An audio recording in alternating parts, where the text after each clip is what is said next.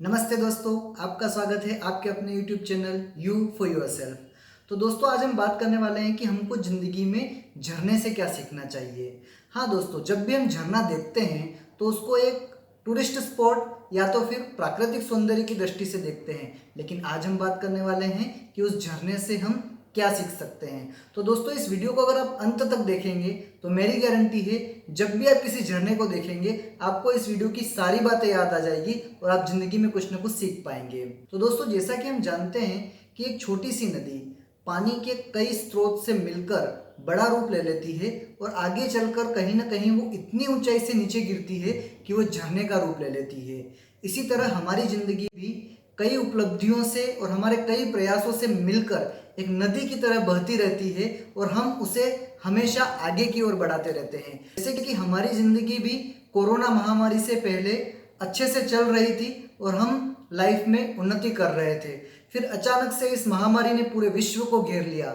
तो जिस तरह नदी झरने के रूप में नीचे गिरने लगती है, हमें भी लगा कि हम हेल्थ और फाइनेंशियली नीचे गिरने लगे हैं और जिंदगी में जो भी हमने कमाया है या पाया है वो अचानक से नीचे की ओर जा रहा है। तो दोस्तों, नदी जब बहती है तो कई कमियां उसके अंदर मिल जाती है, कई गंदगियां मिल जाती है। ठीक उसी तरह कोरोना से पहले हम में भी कई ऐसी कमियां थी जिसको हम अनदेखा कर रहे थे, जैसे हाइजीन नहीं रहना, हाथ नहीं धोना, गंदी जगह पर जाने से पहले मास्क नहीं पहनना, खास बात अपनी फैमिली को टाइम नहीं देना, और सबसे बड़ी बात ये हम मानने को तैयार ही नहीं थे कि बिना हजारों की गैदरिंग किए हम कोई सोशल फंक्शन या फेस्टिवल को कर सकते थे। तो कोरोना आने के बाद जैसे हमारी जिंदगी नीचे की ओर एक झरने की तरह गिरने लगी, हमने ये सीखा कि हमें हाथों को धोना चाहिए, मास्क पहनना चाहिए, खास अपनी फैमिली को टाइम देना चाहिए। हम जान गए कि घर बैठ के भी काम कर सकते हैं और हमारी हेल्थ पर भी ध्यान देना चाहिए। तो जिस तरह से झरना ऊपर से नीचे गिरता है तो उसके नीचे जो भी चट्टान होती है वो चूर चूर हो जाती है। तो हम जब भी झरने की तरह, चाहे वो इस कोरोना महामारी की वजह से नीचे गिर रहे हैं, तो हमें हारना नहीं चाहिए। जहां पूरा विश्व अपना एक हौसला एकजुट करके लड़ रहा है, ठीक उसी तरह हमें भी परिस्थिति और संकट रूपी चट्टानों पे इस तरह से गिरना चाहिए कि वो टूटकर चूर चूर हो जाए। और जिस तरह नदी जितना ऊपर से गिरती है दोस्तों, उतना ही बड़ा झरना बनता है और आपको देखने में उतना ही मजा आता है। ठीक उसी तरह आप जितनी ऊंचाई से नीचे गिरेंगे और अगर सही दिशा में फिर से संभल के आगे बढ़ने का प्रयास करेंगे, तो जिस तरह उस झरने के पानी को गिरने के बाद सारी परिस्थितियों को तोड़कर आगे निकलने का मार्ग मिल जाता है, ठीक उसी तरह हमारा भी मार्ग हमें मिल जाएगा। लेकिन झरने से पहले जब वो नदी गिरने के रूप पर आती है, आपने देखा होगा दोस्तों, हमेशा उसकी गंदगियां या कीटाणु गिरने के बाद खत्म हो जाते हैं और ये साइंटिफिकली भी प्रूव है। ठीक उसी तरह हमारे अंदर जो भी दूसरों के कारण या सिचुएशन के कारण नेगेटिविटी आ जाती है और जब हम असफलता के कारण नीचे गिरते हैं तो हम इन सब चीजों का मूल्यांकन करते हैं। और जिस इंसान का आत्मबल मजबूत होता है वो गिरने के बाद वापस संभल कर आगे बढ़ने का रास्ता ढूंढ ही लेता है। लेकिन याद रखना दोस्तों, गिरने से पहले आपके पास जो नेगेटिविटियां थी वो गिरने से खत्म हो चुकी है और आपको परेशान नहीं करेगी। तो जिस तरह से झरना नीचे गिरा, उसके बाद वो अपना रास्ता ढूंढ लेता है और आगे फिर से बहने लगता है। ठीक उसी तरह ये कोरोना का संकट भी टल जाएगा, हमें हमारी जिंदगी वापस मिल जाएगी और हम इससे भी ज्यादा आगे उन्नति के शिखर पर पहुंचेंगे।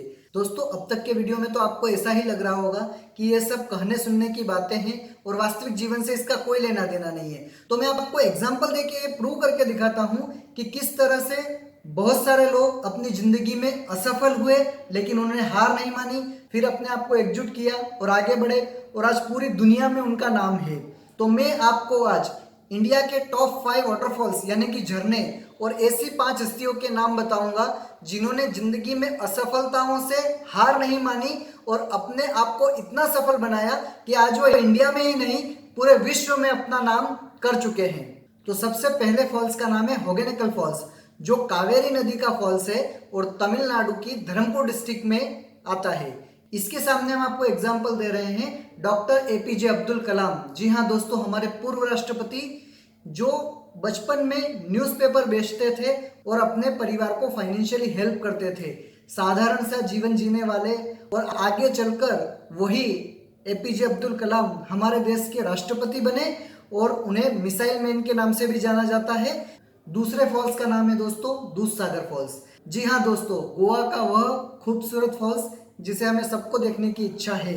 इसके सामने हम आपको उदाहरण देने जा रहे हैं बिग बी यानी कि अमिताभ बच्चन का, जिन्होंने अपने जीवन में इतना संघर्ष किया है कि वो एक समय कलकत्ता की कोयले की खदानों में काम करते थे।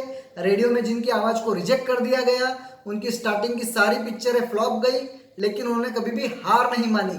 एक समय ऐसा आया दोस्तों कि वो बैंक करप्ट होने वाले थे, लेकिन आज वही सदी के महानायक अमिताभ बच्चन बिग बी के नाम से जाने जाते हैं। तीसरे वाटरफॉल का नाम है दोस्तों चित्रकूट वाटरफॉल, जो छत्तीसगढ़ की बस्तर डिस्ट्रिक्ट में आया है।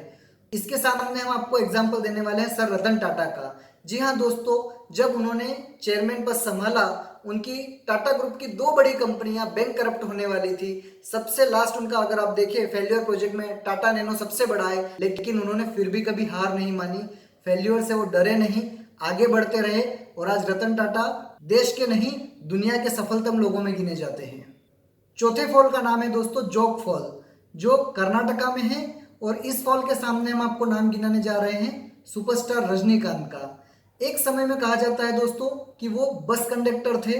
अपनी काबिलियत की वजह से और अपने दृढ़ निश्चय की वजह से आज वो सिर्फ भारत में ही नहीं सुदूर देशों में भी अपनी एक्टिंग के लिए फेमस है दोस्तों। तो इस तरह से कई कठिनाइयों का सामना करते हुए आज वो एक महानायक बन चुके हैं दोस्तों। तो अंतिम और 5वां नाम है दोस्तों अथिरापल्ली वाटरफॉल्स, जो केरला की त्रिशूर डिस्ट्रिक्ट में आया है। और इसके सामने हम एग्जाम्पल देने वाले हैं रिलायंस के धीरूभाई अंबानी का, जिन्होंने अपना शुरू का जीवन 16 साल की उम्र में यमन में जाके शुरू किया। और जब वो इंडिया आए, आपको बिलीव नहीं होगा, उन्हें बिजनेस सेटअप करने के लिए बैंक ने लोन तक नहीं दिया था पहले, और उनका लोन रिजेक्ट हो चुका था। लेकिन आज रिलायंस को कौन नहीं जानता है दोस्तों। इस तरह उन्होंने कई कठिनाइयों का सामना करते हुए दोस्तों रिलायंस जैसी कंपनी की स्थापना की, जो न केवल भारत में लेकिन विश्व प्रसिद्ध है। तो आज की इस वीडियो में हमने आपको यही बताया दोस्तों कि जब भी आप झरने या नदी को देखें तो उसको सिर्फ एक टूरिस्ट स्पॉट या प्राकृतिक सौंदर्य के हिसाब से ना देखें। जिस तरह नदी बहकर झरना बनती है, वो गिरता है, फिर संभलता है, फिर आगे बढ़ता है, ठीक उसी तरह अगर आपकी भी लाइफ में तकलीफें आए, असफलता आए, परेशानी आए, तो कभी हारना नहीं दोस्तों। एक झरने की तरह अडिग रहना, हमेशा बहते रहना। इसी तरह के इंटरेस्टिंग वीडियो के लिए दोस्तों हमारा channel you for yourself subscribe कीजिए, साथ ही बेल आइकन को भी प्रेस कर दीजिए, जिससे आपको आने वाले वीडियो की अपडेट मिलती रहे। वीडियो देखने के लिए धन्यवाद दोस्तों। जय हिंद।